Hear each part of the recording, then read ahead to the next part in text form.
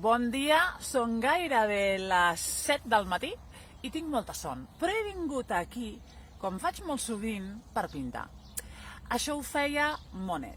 Tenim son, estem cansats, però ens interessa veure el canvi de la llum, no sé si veieu aquí, el canvi de la llum, com provoca que els diferents colors, fixem-nos-hi aquí en el mig del camp de roselles que tenim aquí, va canviant.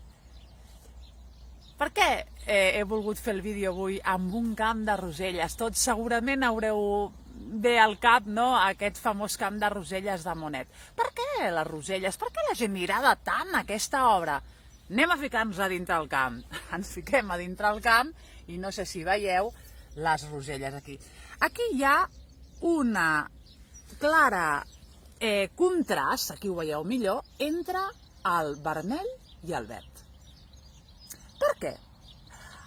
Si teniu en compte el cercle cromàtic, els colors que estan en l'oposició, diguéssim, són els colors que més contrasten, que se'n diuen colors complementaris. El vermell i el verd, fixeu-vos que maca, aquesta estampa és ben bé una obra de Monet, impressionant, són el vermell i el verd, per exemple, o el blau i el taronja. Van Gogh, per exemple, feia servir aquestes coses, el groc i el lila. Per què ens agraden tant aquestes obres de Van Gogh, de Matisse? Perquè estan utilitzant els colors complementaris, que fa que la nostra retina vibri i que donen molta vitalitat, molta lluminositat, molt contrast, sobretot a l'obra. Com jo, Monet estava obsessionat per trobar la llum, perquè aquesta llum tan bonica que esteu veient aquí canvia cada segon, és terrible. I estàs allà amb el cavallet i tens un quadre, però al cap de 5 minuts aquest quadre ha desaparegut totalment. Les ombres són blaves, com Monet descobrirà, no existeix el negre, dirà Renoir. Un dia, dirà Renoir, va desaparèixer el negre i l'impressionisme va néixer. Se'ls deia violet maníacs en aquests impressionistes, perquè realment només utilitzaven el violeta i no el negre. La gent deia, però què fas? I una altra cosa que ells van fer va ser pintar juxtaposadament. Fixeu-vos aquí al darrere. No veieu la silueta de les roselles? Per què es fan les siluetes? Per què es fan les coses tan detallades si no les veiem així? Contra més lluny, més borrós. Així ho esteu veient, com jo ho estic veient ara, no?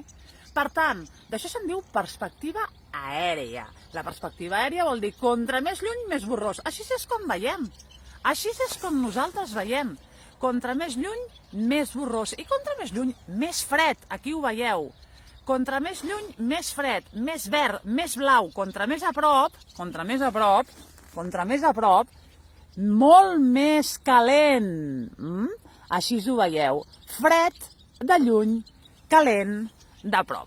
Doncs aquestes coses tan senzilles són les que van aplicar els impressionistes i que no van agradar massa en el seu moment. Leonardo que era un gran geni, ja ho començava a descobrir. Però la perspectiva aèria, el juxtaposar els colors, no unir-los, sinó juxtaposar-los perquè la teva retina els uneixi, són coses que van fer aquests impressionistes.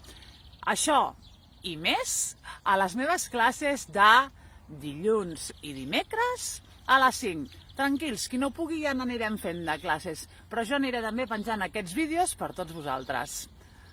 Bona pintera, com deia la meva àvia, que era pintora, i bon dia!